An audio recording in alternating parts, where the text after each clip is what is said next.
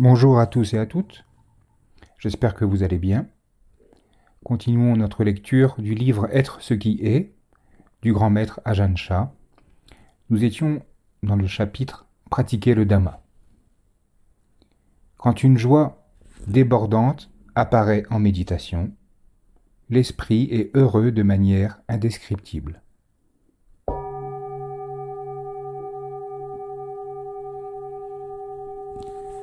Seul celui qui l'a vécu saura de quoi il s'agit. Le bonheur apparaît, la joie, l'attention focalisée, la pensée discursive et l'investigation. Ces 5 choses se rejoignent en un seul point. Il y a 5 caractéristiques différentes, mais elles sont unifiées et ressenties ensemble. C'est comme plusieurs fruits différents dans un panier. Ils sont différents, mais nous les voyons tous réunis en un même endroit. Les facteurs de jhana, les absorptions médiatives, se rejoignent et sont ressentis dans l'esprit. Il est impossible de les décrire. À quoi ressemble la joie? Comment la félicité se produit-elle? Qu'est-ce que la pensée discursive? Mais s'ils sont développés et ressentis, ils remplissent l'esprit, et vous le savez. À ce stade, la pratique change. Votre méditation devient différente, voire étrange. Il est nécessaire d'être très attentif et d'avoir une claire compréhension. Ne créez pas de confusion par rapport à ce qui se produit. Ce n'est qu'une expérience mentale, un instant mental. C'est la nature de l'esprit qui manifeste son potentiel. N'ayez pas de doute concernant les phénomènes qui apparaissent dans la pratique. Si vous avez l'impression de vous élever dans les airs, de vous enfoncer dans le sol, ou même de mourir, peu importe. Contentez-vous de regarder directement quel est votre état d'esprit à ce moment-là et restez avec cette conscience. C'est tout. Le fondement de votre pratique sera là, avec l'attention et la claire compréhension, en ayant conscience de vous-même dans les 4 postures, assis, debout, en marche et allongé. Vous ne vous saisissez de rien, de ce qui se présente dans le champ de votre expérience. Quand vous êtes constamment conscient de tout ce qui se passe, qu'il y ait attirance ou aversion, bonheur ou déplaisir, doute ou certitude, l'investigation et la connaissance sont présentes, vous avez l'essence de la pratique et vous en goûtez le fruit. Ne vous arrêtez pas aux apparences. Voyez que tout ce qui vous vient à l'esprit n'est que cela. Un simple instant de ressenti et de conscience, quelque chose d'impermanent qui apparaît, puis disparaît. Rien de plus. Il n'y a pas de moi, pas de quelqu'un d'autre, pas d'essence personnelle, rien qui doive être saisi. Quand le corps et l'esprit sont vus ainsi, avec sagesse, nous sommes conscients de toutes les vieilles habitudes, de tous les vieux schémas de fonctionnement. En voyant l'impermanence de l'esprit et du corps, en voyant l'impermanence de tous les ressentis de bonheur et de souffrance, d'attirance et d'aversion, nous réalisons qu'ils ne sont pas plus importants que cela, qu'ils ne sont que cela, et l'esprit s'en détourne avec lassitude. Il est las de toutes ces choses qui apparaissent et disparaissent, qui n'ont rien de fiable. Où que nous soyons, nous en avons conscience. Dès lors, nous ne souhaitons plus qu'une seule chose, trouver une issue. Nous ne voulons plus vivre comme avant parce que nous voyons les imperfections et les dangers de la façon de vivre dans le monde. Nous voyons tout le fardeau de cette vie dans laquelle nous sommes nés. Avec ce nouveau regard, où que nous allions, nous voyons l'évidence de la nature impermanente, insatisfaisante et impersonnelle des phénomènes. Et il n'y a rien que nous ayons envie de posséder ou de saisir. Assis sous un arbre, nous entendons l'enseignement du Bouddha. Assis au sommet d'une montagne, nous entendons l'enseignement du Bouddha. Assis dans une plaine, nous entendons l'enseignement du Bouddha. Nous voyons ce monde beaucoup plus clairement. Nous voyons le corps et l'esprit plus clairement. Les mondes de la forme et du sans-forme seront vus plus clairement. Ils deviennent plus nets à la lumière de l'impermanence, à la lumière de la nature insatisfaisante des choses. à la lumière de l'absence de moi. Chaque fois que nous, les humains, nous attachons aux choses comme si elles étaient permanentes et réelles, la souffrance arrive immédiatement. Par contre, quand nous prenons pleinement conscience de la véritable nature du corps et de l'esprit, la souffrance n'apparaît pas. Sans l'attachement, il est impossible que la souffrance s'empare de nous. Dans toutes les situations, la sagesse est présente. En contemplant un arbre, la sagesse est là. En voyant des plantations dans un champ, en observant des insectes, la sagesse apparaît. Tout s'arrête au même point pour devenir Dhamma, le point où rien n'est sûr. La vérité est là. Ce sont des choses qui ne sont pas permanentes. En quoi seraient-elles permanentes? La seule permanence ou certitude, c'est qu'étant apparues, elles changent. Elles ne sont donc pas fiables. Elles ne peuvent se transformer en quelque chose qui ne subira pas de transformation et ne cessera pas d'exister. Voilà, tout est là. Si vous prenez pleinement conscience de cela, vous serez arrivé au bout du chemin. Selon l'enseignement bouddhiste, si vous pensez « je suis meilleur que les autres », vous êtes dans l'erreur. Si vous vous dites « je suis pire que les autres », ce n'est toujours pas juste. Et si vous croyez que vous êtes égal aux autres, ce n'est pas correct non plus. Tout simplement parce qu'il n'y a rien qui soit un « je ». Si vous déracinez la vision erronée qui dit « je suis », vous devenez celui qui connaît le monde, celui qui connaît clairement la véritable nature des choses. Si vous avez cette vision de la vérité, l'esprit est vrai. Il a une connaissance complète de la réalité. Les causes sont supprimées, et sans cause, rien ne naît. C'est donc ainsi que doit procéder la pratique. Les fondations que l'on doit poser quand on débute sont d'abord l'honnêteté, être quelqu'un de droit, ensuite craindre de faire le mal et avoir une saine honte de ses mauvaises actions. Enfin, avoir un esprit humble, sans exigence et aisément contenté. Ceux qui n'ont pas d'exigence, qui sont modérés dans leurs paroles et leurs actes, se connaîtront eux-mêmes et seront présents et attentifs. Ces éléments sont les fondations. Quand ils seront aboutis, il n'y aura plus dans l'esprit que vertu, stabilité, méditative et sagesse. L'esprit en sera rempli, et il n'y aura de place pour rien d'autre. Un tel esprit vivra entièrement dans la vertu, la méditation et la sagesse. Par conséquent, nous, pratiquants du Dhamma, ne devons pas être inattentifs. Cette recommandation est rarement prononcée et pourtant elle s'applique à tout. Même quand tout va bien, quand vous semblez avoir raison, ne soyez pas inattentifs. Ne soyez pas inattentifs face à ce qui est mal comme à ce qui est juste, face au bonheur comme au malheur. Le Bouddha nous a recommandé de n'être inattentifs en rien. Pourquoi? Parce que tout est incertain. Ayez cette même attitude vis-à-vis de votre esprit. S'il s'apaise, ne vous saisissez pas de cet état, laissez-le être. Il sera naturel de vous en réjouir, mais contentez-vous d'être conscient de ce qui se passe. Que vous ayez des états d'esprit agréables ou pénibles, soyez-en simplement conscient. Un maître peut expliquer les méthodes qui permettent d'entraîner l'esprit, mais vous seul pouvez les mettre en œuvre.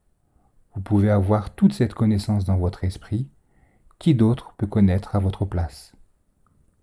Si vous vous appuyez sur ce qui est juste, vous pouvez atteindre le point de lâcher prise, où que vous soyez et quoi que vous fassiez.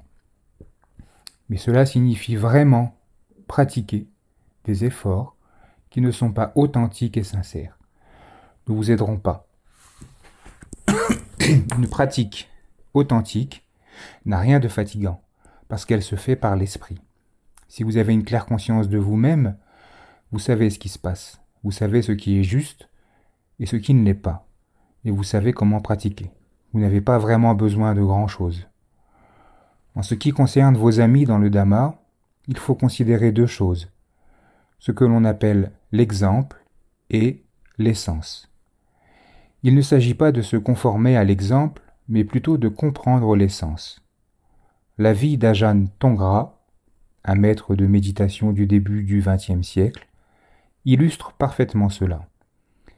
Les gens qui n'étaient pas très intelligents ne comprenaient pas son dhamma parce qu'ils ne voyaient que l'exemple. Il semblait n'avoir aucune retenue dans son langage.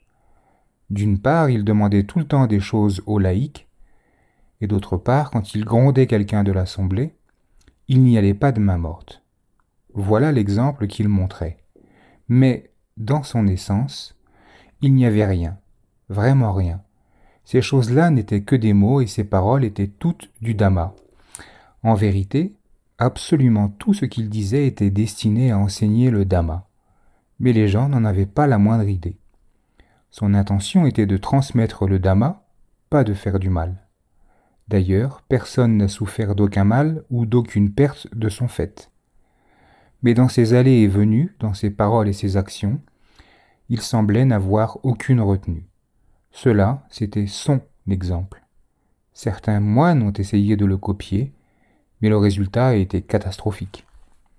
Quand Ajahn Tongra et ses moines allaient quêter leur nourriture, il y avait une maison où les gens étaient assez pingres. Ils n'aimaient pas donner à manger aux moines, mais comme presque tout le monde au village donnait au moins un peu de riz, ils se sentaient obligés d'inventer une excuse comme, par exemple, qu'ils ne savaient pas que les moines allaient venir. Alors quand Ajahn Tongra arrivait à hauteur de leur maison, il criait à tue-tête « Hé, le riz est-il prêt ?» Et il restait planté là, de sorte que les gens n'avaient pas d'autre choix que de sortir et de mettre un peu de riz dans le bol des moines. Voyant Ajahn Tongra agir ainsi tous les jours, plus tard, un vieux moine a commencé à faire la même chose. Quand il allait quêter sa nourriture, il criait devant chaque maison « Hé, le riz est-il prêt ?» Lorsqu'Ajahn Tongra l'a su, il l'a pris à partie devant toute l'assemblée de moines et l'a vivement grondé pour avoir réclamé des offrandes de nourriture. « Je ne comprends pas, de quoi vous parlez, vénérable ?» a répondu le vieil homme en toute innocence. « On m'a dit que lorsque tu vas quêter ta nourriture, tu cries « Hé, le riz est-il prêt ?» C'est tout à fait inapproprié pour un moine. Bien sûr, le vieux moine pensait qu'il agissait correctement puisqu'il suivait l'exemple de son maître. Mais il ne connaissait pas les raisons pour lesquelles Ajahn Tongra se comportait ainsi, et il n'avait pas le même esprit de détachement. Le maître provoquait les gens pingres parce qu'il souhaitait les voir développer un cœur généreux, pas pour qu'ils remplissent son estomac. Les personnes qui viennent au Dhamma peuvent être classifiées en fonction du degré de difficulté ou de facilité qu'elles ont pour pratiquer et réaliser le Dhamma. L'accumulation antérieure de mérites et le développement des paranis, les perfections spirituelles qui préparent à l'éveil, ne peuvent pas être mis en compétition à la manière dont on compare la force ou les capacités physiques. Certains disent « J'ai de bonnes intentions, je veux pratiquer mais je n'y arrive pas ». Eh bien, il faut essayer d'y arriver. Faites l'effort nécessaire pour cela. Pour certains, la pratique est difficile. Il y a des obstacles et des complications dans tout ce qu'ils font, et la réalisation arrive à tout petits pas. Cela signifie qu'ils n'ont accumulé qu'une petite réserve de paramis dans le passé, de sorte que maintenant, dans le présent, ils doivent en créer beaucoup. Ils ne peuvent pas se contenter d'abandonner et de partir. Si un individu pauvre se dit « Bon, je suis pauvre, c'est comme ça. Inutile que j'essaie de travailler ou de changer les choses. » Il va vraiment avoir des problèmes. Il doit plutôt se dire « Je suis pauvre, donc je dois travailler dur, ou au moins travailler comme tout le monde. » Il en va de même pour nous. Si nous pratiquons beaucoup, si nous travaillons dur et avançons sur la voie avec énergie, nous pouvons toujours progresser. Il y a aussi ceux pour qui la pratique est difficile, mais la réalisation arrive vite. Leur pratique peut même mettre leur vie en danger, ils devront se battre et se démener, mais ils ont la capacité d'atteindre rapidement la vérité. S'ils passent par beaucoup de souffrances, ce n'est pas grave. Elles disparaîtront vite. Pour le troisième type de personnes, la pratique est facile, mais la connaissance arrive avec difficulté. Ils n'ont pas besoin de lutter, pas beaucoup d'obstacles, et ils peuvent continuer à pratiquer régulièrement. Mais cela prend beaucoup de temps. Peut-être ne verront-ils le bout du chemin qu'au moment de la mort. Avec le quatrième groupe, la pratique est facile et agréable. Leur voix est joyeuse et la réalisation arrive facilement. Il y a aussi des gens comme cela. Dans tous les cas, que les résultats arrivent vite ou lentement, que nous ayons beaucoup ou peu d'aptitude, il est toujours profitable de faire des efforts pour pratiquer la vertu. Tout ce que nous pourrons faire dans ce sens ne sera pas perdu. La vertu accomplira, défera la non-vertu. Ce qui est juste effacera ce qui ne l'est pas. Le fruit n'est peut-être pas visible aujourd'hui, mais il le sera plus tard. C'est le karma. Lorsqu'un karma donne ses fruits, le karma opposé ne peut pas s'accomplir. Aujourd'hui, nous recevons les fruits de nos actions passées, pas encore le résultat de nos actes présents. Mais rien ne se perd. Dès qu'un karma est accompli, un autre suit. Pratiquons donc maintenant et les bénéfices se manifesteront au moment voulu. Pratique pour les laïcs. Ne laissez pas le singe brûler votre maison. Le bouddhisme nous apprend à faire de sérieux efforts dans ce que nous entreprenons, mais nos actes ne doivent pas être empreints de désir. Ils devraient seulement être accomplis dans le but de lâcher prise et de réaliser le non-attachement. Nous faisons ce que nous avons à faire, mais sans saisie. C'est ce que le Bouddha a enseigné. Mais c'est fatigant. Il est dur de s'enthousiasmer pour cela. Dans le monde, les gens font ce qu'ils font pour obtenir quelque chose. Quelqu'un qui va voir un médecin ou un comptable, par exemple, en attend un service. En général, tout ce que l'on fait est motivé par le désir d'obtenir, de bénéficier de quelque chose. Ainsi, l'attachement et la saisie deviennent un mode de vie. Mais si nous accomplissons les tâches qui nous incombent en fonction de nos responsabilités et que nous travaillons correctement avec une compréhension juste, nous pouvons être à notre aise. Lorsque vous plantez un arbre, si vous voulez faire les choses comme il faut et en obtenir des fruits, comment vous y prendre pour avoir l'esprit détendu? Vous faites ce qui vous incombe. C'est à vous de prendre le jeune arbre en main, à vous de creuser le trou, à vous de planter l'arbre, à vous de lui apporter des engrais, de l'arroser et d'en écarter les insectes. Et puis c'est tout. Arrêtez-vous là. La vitesse à laquelle l'arbre va pousser n'est pas de votre ressort. Lâchez cette partie-là. Vous créez les causes nécessaires en plantant le jeune arbre et en prenant soin. Mais ne vous dites pas, quand arrivera-t-il à maturité? Quand donnera-t-il des fruits? Ce ne sont pas vos affaires, c'est l'affaire de l'arbre. Si vous vous dites, je l'ai arrosé et j'ai fait tout ce qu'il fallait, puis-je maintenant le forcer à pousser plus vite? Cela ne servira à rien. Ce n'est pas votre responsabilité. Mais bien sûr, il y a un lien. Si vous avez préparé correctement ce travail, l'arbre ne manquera pas de pousser selon sa nature. Si vous comprenez les choses ainsi, vous serez tranquille. Mais si vous voulez que l'arbre pousse en un jour ou deux après tout le travail que vous avez investi, c'est une erreur, et vous serez malheureux. À ce stade, n'y pensez pas trop, tout simplement. Le tout est de créer les bonnes causes. Si les causes sont bonnes, le résultat sera inévitablement bon lui aussi, parce que tout naît d'une cause. Nous avons des obligations, et nous les remplissons au mieux. Mais nous agissons sans attachement, simplement en prenant soin de ce dont nous sommes responsables. Si nous essayons d'assumer les responsabilités de l'arbre, nous allons nous désoler. L'important est de faire en sorte que les causes soient bonnes. Ensuite, le résultat sera bon. Si nous pensons ainsi, l'esprit sera léger. Sinon, nous allons faire le travail de l'autre. Surveiller l'arbre aujourd'hui et retourner le voir demain en espérant le voir pousser. Assumer ses responsabilités est ce que l'on appelle avoir des moyens d'existence justes. Mais il peut y avoir toutes sortes de choses très ordinaires qui vont nous rendre les choses difficiles. Par exemple, des insectes vont tracasser celui qui s'occupe de l'arbre et l'énerver. Lorsqu'il y a de nombreuses tâches et de nombreuses personnes impliquées, toutes sortes de problèmes et de querelles peuvent surgir et perturber notre esprit, alors même que nous essayons de faire de notre mieux. Tout cela est normal. Ainsi, critiques et compliments sont des jugements qui vont de pair. Sans critique, il n'y a pas de compliment. Et sans compliment, pas de critique. Nous devons être capables de faire face aux deux. Nous devons comprendre que tout cela arrive pour nous aider, pour nous réveiller. Il ne s'agit que de cela, de sonnette d'alarme. Mais nous ne voyons pas les choses ainsi. Si quelqu'un dit du mal de nous, nous sommes aussitôt furieux et avons le cœur lourd. Et si on nous chante nos louanges, nous poussons un soupir de contentement. Nous ne voyons pas que les deux vont de pair, mais c'est ainsi. De même, ce que nous savons bien faire aujourd'hui, nous ne savions pas le faire correctement avant. L'un vient de l'autre. C'est en sachant ce qui ne va pas que si l'on arrive à connaître la manière juste, tout cela est très naturel. Si nous comprenons les choses ainsi, le lâcher-prise suivra. Voilà de quoi réfléchir pour vous.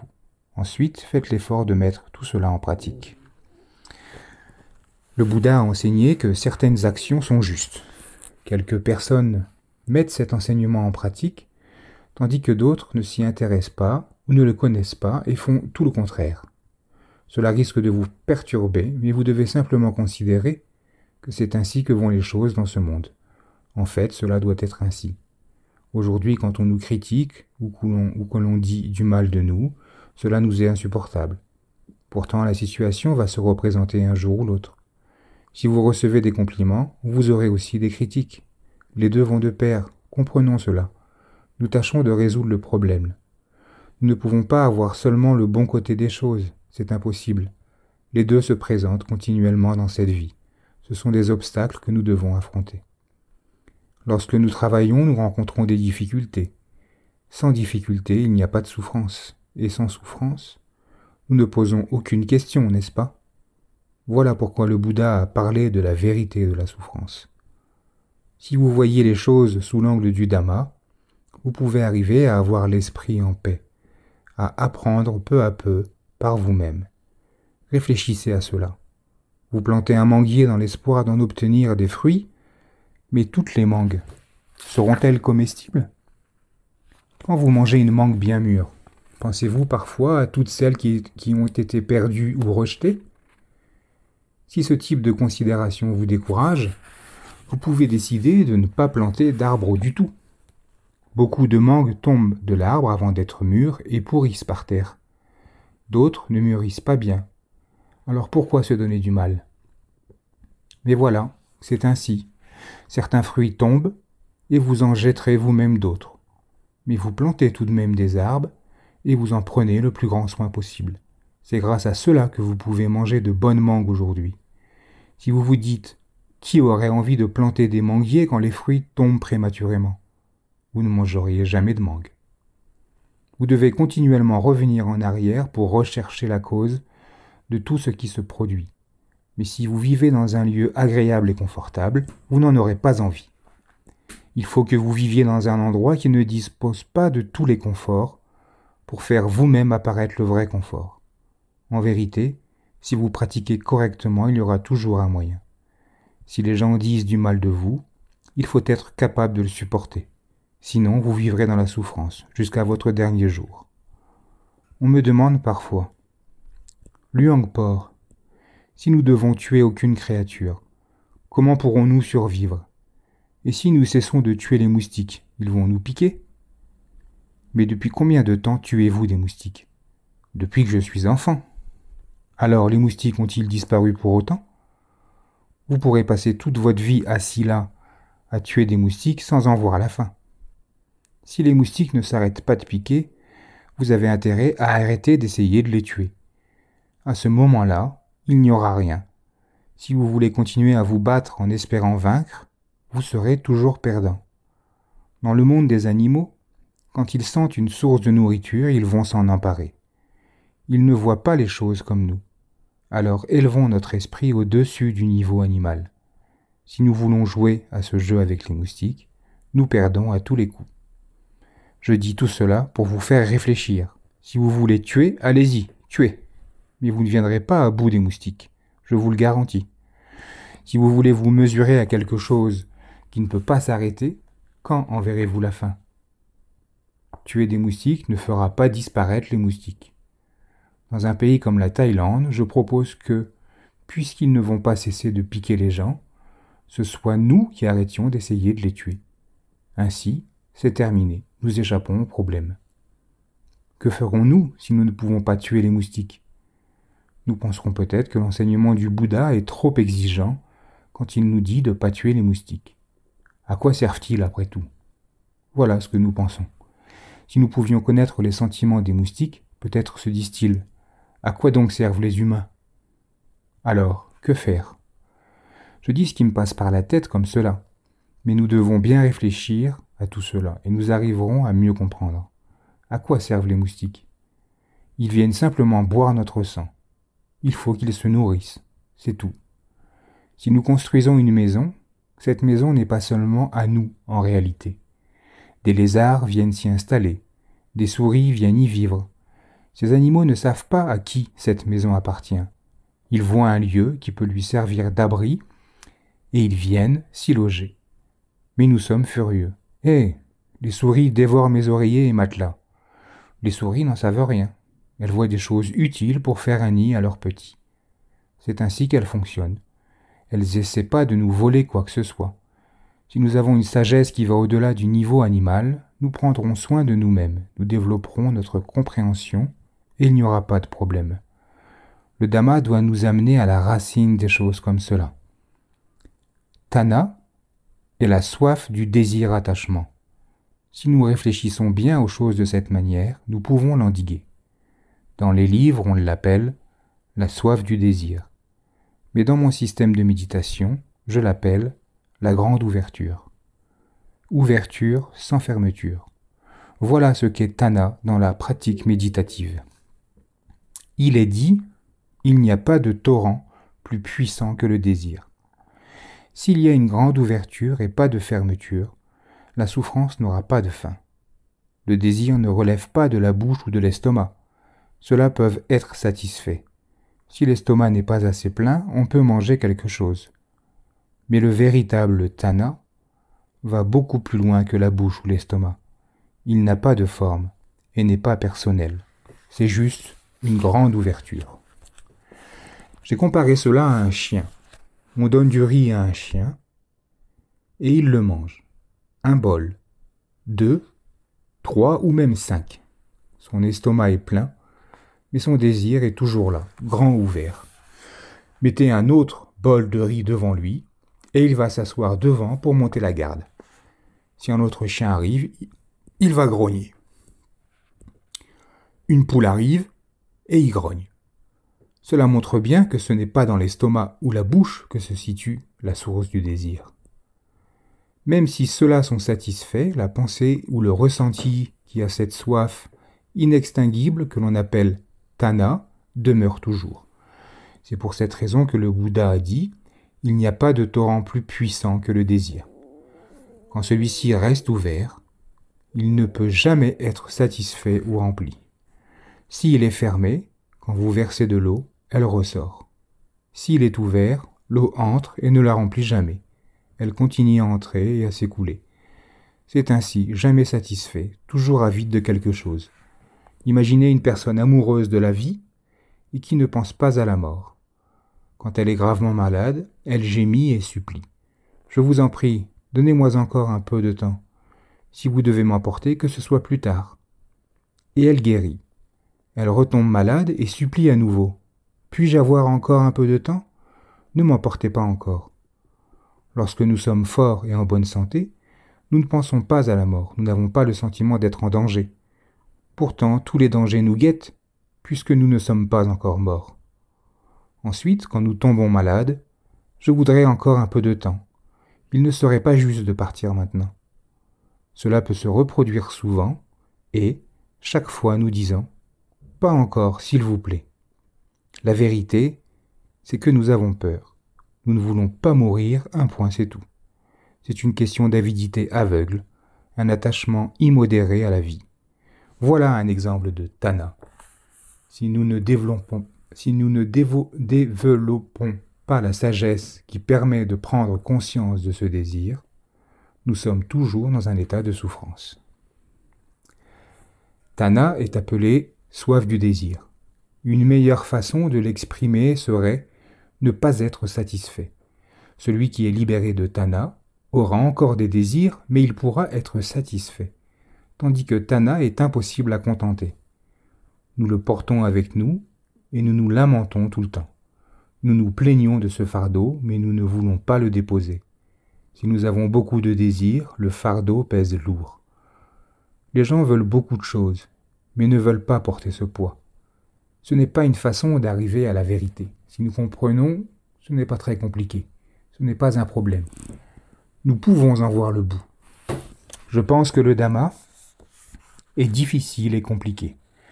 Mais si nous l'étudions et méditons vraiment dessus, il peut mettre fin à tous nos soucis. Les choses que le Bouddha a enseignées ne sont pas impossibles à pratiquer. Parmi tous les enseignements qu'il a donnés, il n'y en a pas un seul qui soit hors de notre portée. Il n'a enseigné que ce qui est bon pour nous et pour les autres. Ce qui n'est bon ni pour nous ni pour les autres, il ne l'a pas enseigné. Je vous demande de bien réfléchir à cela. Si vous souffrez dans votre vie quotidienne, vous devriez considérer le pourquoi. Disons que vos enfants ne vous écoutent pas. Eh bien, qui a fait ces enfants? Si vous souffrez à cause de vos enfants, la cause réside en vous. C'est ainsi que vous devez réfléchir en retournant à l'origine des choses. Si vous voulez juste résoudre la situation en forçant vos enfants à se comporter d'une certaine manière, vous n'y arriverez pas et vous finirez en pleurs. En réalité, quelle est la raison? Il y a une cause. Vous devez être attentif et voir de quoi il s'agit. Les choses n'apparaissent pas comme cela, sans cause. À nous d'être sérieux et d'aller investiguer de près. Le Bouddha nous a donné les moyens de comprendre que le monde est ainsi. Il a pu trouver la paix parce qu'il a compris la réalité des choses telles qu'elles sont. De quoi s'agit-il? Prenons une analogie. Avez-vous vu des singes? Sont-ils calmes et paisibles? Existe-t-il des singes calmes? Il est dans leur nature de sauter et de grimper tout le temps. Où qu'ils soient, les singes agissent ainsi. Vous serez peut-être agacé par leur comportement, pensant qu'ils devraient rester assis tranquillement au lieu de sauter partout. Vous pourrez même avoir envie de leur tordre le cou, tant ils vous énervent. Mais a-t-on jamais vu un singe tranquille, capable de rester immobile comme les humains qui apprennent à méditer et à se comporter avec calme? Cela n'existe pas, sauf si le singe est mort. Alors, que devez-vous faire? Allez-vous les forcer à être différents de ce qu'ils sont? Vous devez comprendre que c'est simplement le comportement normal des singes. Que le singe soit calme ou pas, votre propre ressenti est une autre affaire. Et il peut, lui, être calme. Laissez les singes être des singes, sans en être émotionnellement affectés. La paix peut naître en vous, parce que vous savez que les singes sont ainsi. De ce fait, vous lâcherez toute forme d'agacement et vous serez en paix, sans vous préoccuper de ce que font les singes. Vous les voyez et vous réalisez que les singes sont ainsi. Vous allez ailleurs, vous voyez d'autres singes, et vous vous dites « les singes sont ainsi ». Il n'y a aucune négativité de votre côté, parce que vous savez que telle est la nature des singes. Un point, c'est tout. Par contre, si vous tenez absolument à ce que les singes soient calmes, vous allez récolter de la souffrance. Ce n'est pas la façon dont le Bouddha propose de résoudre les soucis. Vous devriez les résoudre au moyen d'une connaissance de la réalité. Si vous continuez à étudier les choses en profondeur, vous en viendrez à comprendre qu'il n'est pas dans vos capacités de changer les choses. Vous devrez donc les laisser aller, lâcher prise. La sagesse qui connaît la réalité des phénomènes, qui sait qu'ils sont ainsi, et qui leur permet d'être ce qu'ils sont, apporte la paix à l'esprit. Il n'y aura aucun doute. Il en va de même pour le monde. On dit que le Bouddha est celui qui connaît clairement le monde, tout comme nous connaissons clairement les singes. Tout fonctionne ainsi dans le monde.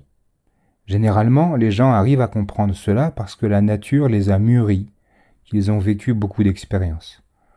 À ce moment-là, ils entendent parfois juste un peu de Dhamma et ils regardent en arrière avec beaucoup de regrets. Oh, je souffre depuis tant d'années et tout cela parce que je voulais que la vie se conforme à mes désirs. Et pas seulement des années. Il est possible de continuer à souffrir ainsi jusqu'à la mort, si vous continuez à penser cela, les mêmes vieux schémas, et que vous refusez de lâcher prise. Dans ce cas, vous ne verrez jamais fleurir la paix. Vous ne verrez jamais le moment où vous pourrez lâcher prise. Les choses sont comme elles sont, mais vous voulez qu'elles soient autrement, et cela ne peut pas être. Quelle que soit la véritable nature des phénomènes, c'est cela que vous devez voir. Question-réponse. Question. Supposons qu'un singe commence à jouer avec le feu. Si nous le laissons faire selon sa nature, il pourrait brûler toute la maison. Ajancha. Non, non, ce n'est pas cela. Il s'agit là d'une situation différente. Nous connaissons les singes et nous devons avoir plus de sagesse qu'eux. Allez-vous les laisser prendre des allumettes et mettre le feu à la maison? Quand il y aura une situation de crise, vous saurez comment la gérer. Par exemple, nous devons tous mourir, mais nous prenons tout de même soin de notre vie. Nous en prenons soin, comme le font les médecins en soignant et en prévenant les maladies, mais pas pour empêcher la mort. Cela, c'est impossible. Aucun médicament n'existe contre la mort. Sachant cela, les médecins prennent soin de leurs patients et traitent la maladie de leur mieux. Si un criminel arrive à l'hôpital, disons qu'il a pris part à un vol et qu'il a été blessé par une balle. L'hôpital doit s'occuper de lui. Certains diront que les médecins soutiennent un voleur qui lui sauve la vie pour qu'il recommence à voler. Mais ce n'est pas ainsi qu'il faut voir les choses. La responsabilité du docteur est de soigner les gens. S'ils guérissent et qu'ils commettent de mauvaises actions par la suite, ce n'est pas la faute du médecin. Il prend soin des gens comme l'exige sa fonction et sa responsabilité. Il ne les soigne pas pour qu'ils continuent leur carrière de criminels. Il accomplit son devoir pour alléger la souffrance, traiter la maladie et les blessures. Lorsque les gens tombent malades, ils se précipitent chez un médecin. De même, si un singe est sur le point de mettre le feu à la maison, nous allons faire quelque chose pour l'en empêcher. Nous devons prendre soin des choses et faire preuve de précaution. Mais puisque nous parlons de notre maison, nous n'avons pas besoin qu'un singe vienne la brûler. Il y a déjà l'ombre de la mort qui y vit. Les gens se demandent parfois, pourquoi devrions-nous prendre soin de notre vie, puisque de toute façon, après être nés, nous devons mourir? Eh bien, nous devrions prendre soin de notre vie de la même façon que les médecins traitent les malades, pour obtenir un soulagement momentané. Dans le monde, les gens sont toujours prêts à se plaindre. Ces médecins ne valent rien, ils m'ont traité mais je ne vais pas mieux. En plus, on voit bien que des gens meurent tout le temps. Ils se complaisent dans ce genre de discours ridicule. Les médecins ne soignent pas les gens dans l'espoir d'enrayer la mort. Ils n'ont pas de médicaments pour empêcher la mort. Quel que soit leur niveau d'études, ils n'apprennent jamais cela parce que cela ne relève pas du domaine de la médecine. Leur responsabilité est de soulager la souffrance due à la maladie et d'aider les gens à survivre un jour après l'autre. C'est tout. Cela s'appelle ne pas laisser le singe mettre le feu à la maison. Nous devons utiliser la sagesse pour prendre soin des choses. Quand nous savons de quoi les singes sont capables, si l'un d'eux s'approche de la maison avec une mèche enflammée, allons-nous rester assis à le regarder? Non. Connaissant le caractère des singes, nous sommes en mesure de le surveiller et de maîtriser la situation. C'est comme avec des enfants. Il faut connaître leurs tendances et prendre soin d'eux. Si nous connaissons bien leur tempérament, nous les surveillerons de près. Ils pourraient se brûler ou se couper, tomber dans un ravin. Nous ne pouvons pas les laisser sans surveillance. Utiliser l'équanimité à ce moment-là ne serait pas le fait de quelqu'un qui comprend les enfants. Une telle personne laisserait le singe incendier la maison. Parfois, vous avez le sentiment qu'il vous est pénible de vivre à la maison. Mais quand vous partez au bout de quelque temps, vous en avez la nostalgie. Que faire? Les êtres humains sont bizarres, n'est-ce pas? C'est seulement parce que, quand vous allez quelque part, vous n'arrivez pas à trouver le point de totale satisfaction. Votre pensée n'arrive pas jusque-là. C'est ce que le Bouddha a appelé le cycle. Ainsi, vous arrivez à ce monastère pour suivre une formation, pour faire quelque chose qui vaille la peine, mais vous ne vous sentez pas comme à la maison. Pour vous, aucun endroit ne peut être aussi agréable et plaisant que votre maison, de sorte que vous ne cessez d'y penser. Cela signifie que vous n'en avez encore pas fini avec la dualité du bien et du mal. Vous faites encore les choses à la manière du monde. Donc ce n'est pas fini. Si ce n'est pas fini, c'est que vous n'avez pas posé les choses. Si vous ne les avez pas posées, c'est que vous en portez encore le fardeau. Et, portant ce fardeau, vous en sentez le poids, et vous voyez que quelque chose ne va pas. Cela revient à pratiquer la patience et la persévérance. Ce n'est pas si terrible. On dit que la patience est mère de tout. On dit que la patience est la mère de tout le dhamma. Elle donne de bons résultats. Mais ensuite, quand les bons résultats arrivent, ils peuvent très bien nous leurrer. C'est étrange, n'est-ce pas? Nous devrions être capables de tirer une leçon de tout cela. Tout va bien, mais nous sommes mystifiés et nous souffrons encore plus. Le bien et le mal, l'attirance et l'aversion ne connaissent pas la transcendance. Ils restent toujours confinés dans leurs propres limites. Nous devrions vraiment réfléchir au Dhamma et l'assimiler pour qu'il nous aide à résoudre ces questions. Si nous souffrons, nous espérons que quelqu'un va venir et nous sortir de là. Mais personne ne peut le faire à notre place. Tout ce que l'autre pourra faire, c'est expliquer le chemin à suivre pour se libérer de la souffrance. Quant à vraiment mettre fin à cette souffrance, vous seul pourrez le faire. Le Bouddha a dit, le Tathagata ne peut que montrer le chemin. Il vous dit de prendre ceci et de le mettre là, de prendre cela et de le mettre ici. Il vous apprend à nager. Mais il ne nage pas à votre place. Si vous voulez que le Tathagata nage à votre place, vous pouvez vous préparer à couler. L'année dernière, de hauts fonctionnaires se sont réunis ici pour connaître la voie juste. Pourquoi? Parce que les choses n'allaient pas bien et ils n'en étaient pas très fiers. Alors ils sont venus ici apprendre ce qu'est la compréhension juste. En général, les gens ne comprennent pas qu'il faille dépasser leur sentiment de satisfaction quand tout semble aller bien, et leur souffrance quand les choses tournent mal. Le monde est ainsi. Face à la souffrance que nous créons à ce poids, nous devons avoir de la patience et de l'endurance. Nous savons que certaines choses sont lourdes, mais poussés par le désir, nous nous en saisissons. Ensuite, elles vont nous peser. Alors nous devrons vraiment faire preuve d'endurance. Lorsque vous étiez écolier, vous voyiez des adultes et vous pensiez qu'ils avaient bien de la chance. Vous les voyiez faire toutes sortes de choses. Il y avait des enseignants, des marchands, des chefs d'entreprise et des fonctionnaires, et vous vouliez leur ressembler. Vous avez donc étudié dans l'espoir de devenir comme eux. Mais maintenant que vous êtes dans cette position, vous n'êtes pas tellement heureux, n'est-ce pas? La souffrance et les difficultés sont toujours là. Vous n'avez pas échappé au sentiment d'insatisfaction. Vous n'y avez pas échappé à ce jour et vous ne savez pas vraiment si vous pourrez y échapper à l'avenir. Les choses deviennent toujours plus lourdes au fil du temps. On appelle cela le monde. Le monde ou loko en pali, c'est l'obscurité. Si le monde progresse et se développe, l'obscurité se développe dans les mêmes proportions. Le progrès du monde est le progrès de l'obscurité. Les gens parlent avec enthousiasme des avancées du monde, mais ce n'est que l'obscurité qui s'éteint. Autrefois, dans notre monastère, nous n'avions pas d'électricité, et il fallait chercher l'eau au puits. Les gens disaient, c'est vraiment sombre ici, comme ce serait bien d'avoir l'électricité et d'avoir l'eau courante. Mais ces choses n'apparaissent pas spontanément. Elles impliquent un investissement financier considérable et sont difficiles à obtenir. Plus tard, les belles lumières électriques sont arrivées, mais l'esprit des gens s'est obscurci encore plus. Le confort ternit l'esprit parce qu'il est dans notre nature de toujours rechercher la facilité.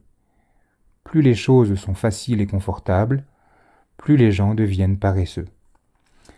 Dans le passé, quand le pays n'était pas matériellement développé, les gens construisaient leurs toilettes loin dans la forêt, et ils devaient faire un effort pour marcher jusque-là et les utiliser.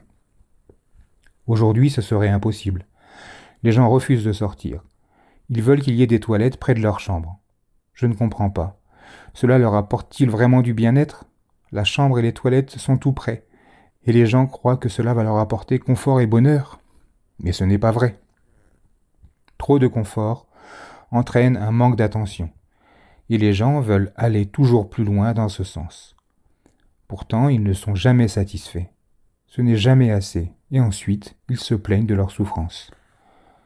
Quant à la façon dont nous utilisons nos ressources, la plupart du temps, nous estimons que nous n'avons pas assez d'argent pour nous en sortir, et nous nous demandons quoi faire pour en gagner plus.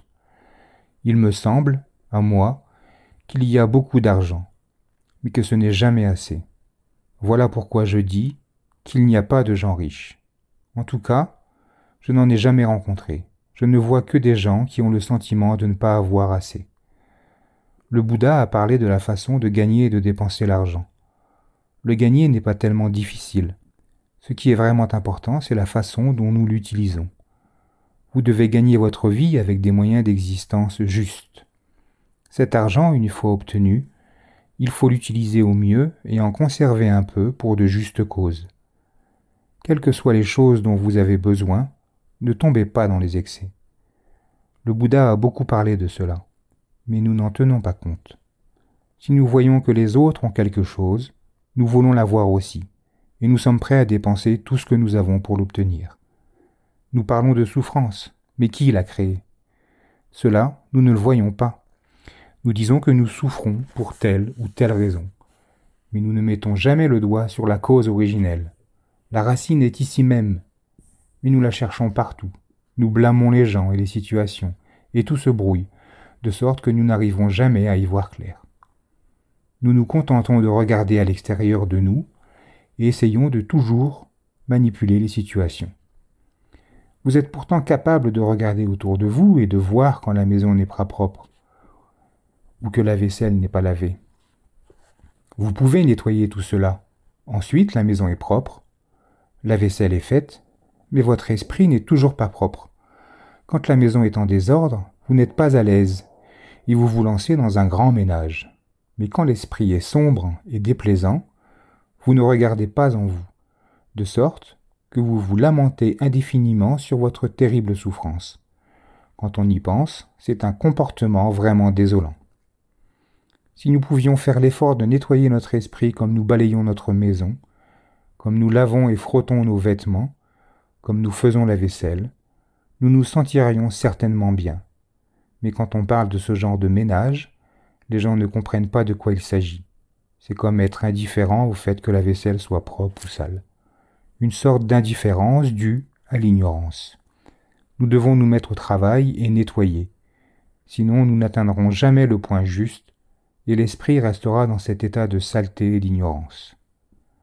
Le Bouddha s'est exprimé à ce sujet. Il a dit qu'un esprit non entraîné ne fait pas l'effort de voir les choses clairement, qu'il se contente de suivre ses préférences et ses tendances. Dans notre patois, nous dirions suivre ses humeurs. Observez bien, dans notre propre famille, un jour nous ressentons de l'amour pour nos enfants et le lendemain, ils nous exaspèrent. Pourquoi? Pourquoi nos sentiments ne sont-ils pas plus stables? Parce que l'esprit n'a pas été entraîné. L'attachement est cause de l'apparition de la souffrance. L'aversion est cause de l'apparition de la souffrance. Trop peu, nous souffrons. Trop, nous souffrons. Où pouvons-nous poser?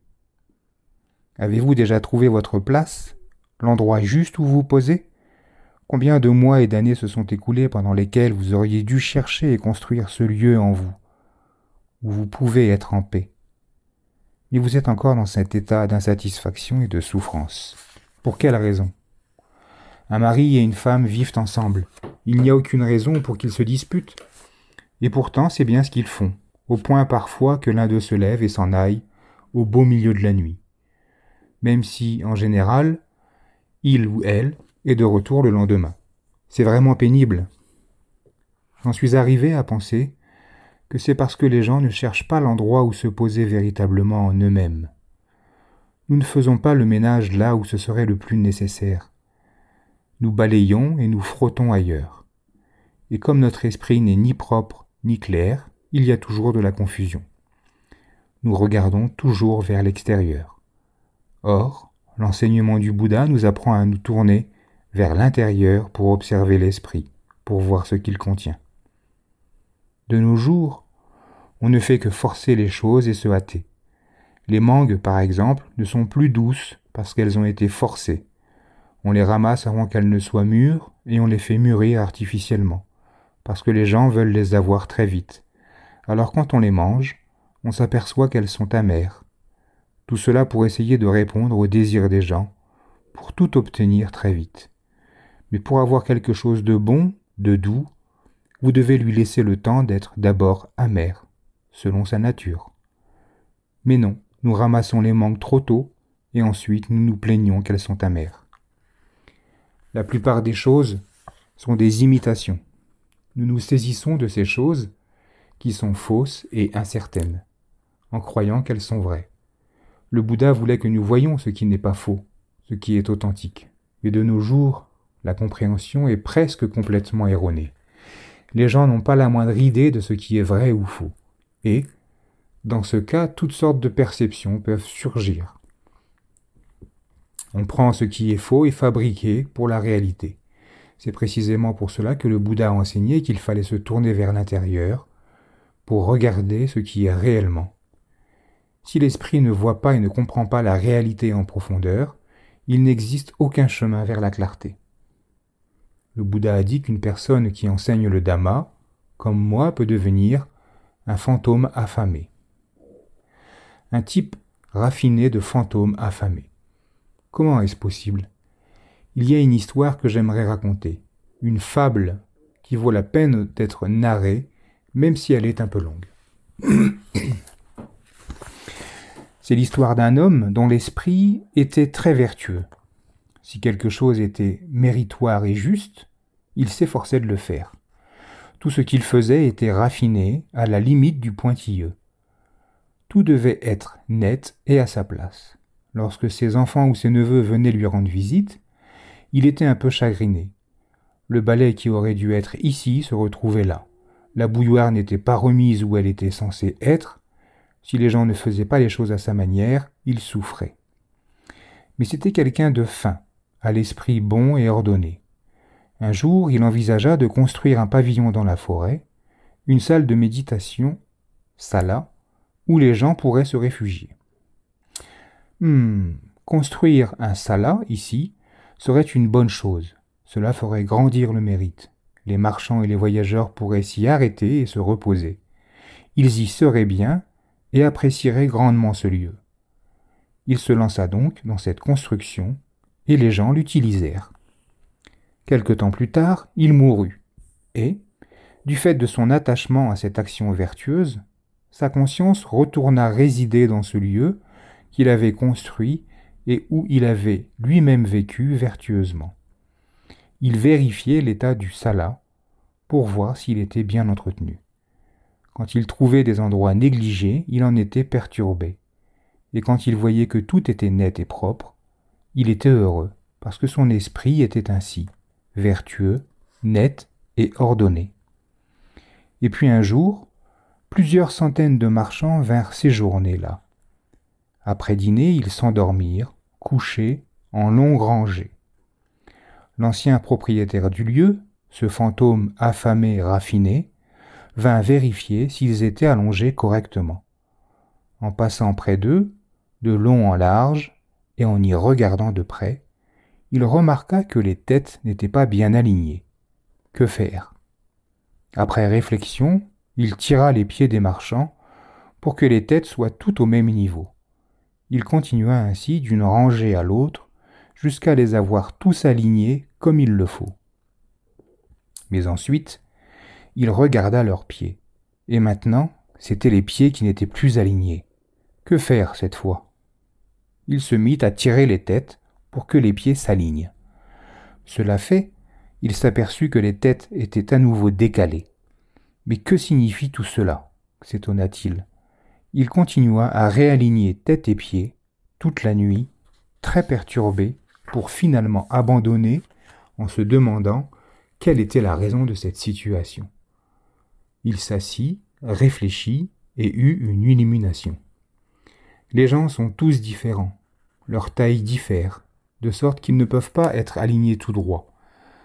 Il put enfin lâcher toute cette histoire en voyant que certains sont petits et d'autres grands. C'est simplement ainsi que sont les choses. Il a lâché prise et il s'est senti mieux en comprenant que les gens ne sont pas tous pareils. Avant, il s'était attendu à ce qu'ils soient tous semblables, en constatant qu'ils ne l'étaient pas. Il avait essayé de le réajuster, mais c'était impossible, et cela l'avait fait souffrir. Et puis il s'est posé, il a contemplé la situation, il a vu la vérité. Ah, les gens sont différents des uns des autres. Ils n'ont pas tous la même taille. Et il s'est senti mieux. Il en va de même pour nous. Nous devons voir la cause des choses qui nous perturbent. Nous devons voir que les gens ne sont pas tous les mêmes. Voilà quelque chose qui vaut la peine d'être médité, parce qu'il y a certaines choses que nous ne pouvons pas changer. On ne va pas couper des jambes pour les mettre toutes à la même longueur, se saisir d'idées préconçues nous bloquent dans des attachements et des attentes. En tant qu'être humain, nous sommes ainsi. Nous avons des responsabilités et des métiers différents. Certaines personnes sont rapides et efficaces, d'autres sont lentes. Il y a toutes sortes de différences entre nous. Il est facile de devenir un esprit affamé si nous ne comprenons pas cela de manière juste. Il m'arrive à moi aussi de devenir un fantôme affamé dans certaines situations. J'ai des disciples et je veux qu'ils s'améliorent, qu'ils grandissent en suivant notre mode d'entraînement. Et parfois, je souffre de mes attentes. Quand cela se produit, je m'en rends compte rapidement et je me réprimande. Attention, tu es en train de devenir un fantôme affamé. Arrête ça tout de suite. Je me fais souvent la leçon comme cela. Voilà comment nous pouvons souvent naître en tant que fantômes affamés. Nous n'abandonnons pas facilement. Nous devons développer notre capacité à comprendre les choses, à savoir ce qui les a causées et ce qui en résulte. Nous pourrons alors laisser les gens être comme ils sont et faire comme ils font. Nous lâchons prise et nous nous sentons plus légers. Nous aimerions peut-être qu'ils soient autrement, mais le problème ne vient pas d'eux, il vient de nous. Notre esprit est obscurci de sorte que nous croyons que le problème vient de telle ou de telle personne. Mais ce n'est pas le cas, il vient de nous. Les gens ne sont pas tous pareils. Or, nous voulons qu'ils le soient. Si nous faisons évoluer notre façon de voir les choses, le problème sera résolu et nous irons très bien. Prenez une personne sur une moto qui perd le contrôle et fait une chute. Il dira « la moto m'a fait tomber ». En réalité, c'est lui qui a fait tomber la moto, parce qu'il ne l'a pas bien dirigée, mais il dit le contraire. Je vais résumer cela. La situation est différente pour les adultes et les enfants. Si un enfant se comporte mal, on peut lui pardonner parce qu'il n'est pas complètement conscient de ce qu'il fait. Si un adulte fait des erreurs, les gens ne veulent pas lui pardonner parce qu'ils estiment qu'il aurait dû savoir ce qu'il faisait. Le Bouddha a dit que celui qui ne fait pas la différence entre ce qui est juste et ce qui ne l'est pas peut être éduqué. Mais celui qui connaît la différence et n'agit pas en conséquence est un cas désespéré. Cette personne est dite négligente. Et on ne peut pas vraiment lui enseigner quoi que ce soit. Les gens sont malheureux simplement parce qu'ils ne regardent pas en eux-mêmes. Nous avons toujours les yeux tournés vers d'autres choses, d'autres personnes. Nous cherchons à l'extérieur ce qui va nous plaire. Nous essayons de rendre les apparences agréables. Nous ne creusons jamais en profondeur. Nous ne travaillons jamais sur nous-mêmes pour que tout soit clair et lumineux en nous. Le résultat inévitable est que nous sommes constamment dans les difficultés et la confusion. Où que nous regardions, nous sommes entourés par l'obscurité. Pourquoi ? Parce que nos yeux ne voient pas clair. Nous nous plaignons de l'obscurité, nous ne voyons ni lumière ni couleur. Alors nous disons qu'elle n'existe sûrement pas. Et c'est vrai, pour les aveugles. En vérité, nous sommes malheureux pour rien. Le problème est dans nos yeux, dans le regard que nous posons sur les choses. Nous ne voyons rien avec clarté, ni lumière, ni couleur. Mais avec de bons yeux, ces choses-là apparaîtront et nous saurons ce qu'elles sont. Nous n'examinons pas vraiment ce problème. En général, Nous préférons regarder ailleurs et par conséquent, nous ne sommes pas heureux. Nous devrions apprendre à apporter de la joie dans notre vie. Il y a vraiment des choses qui peuvent faire surgir cette joie.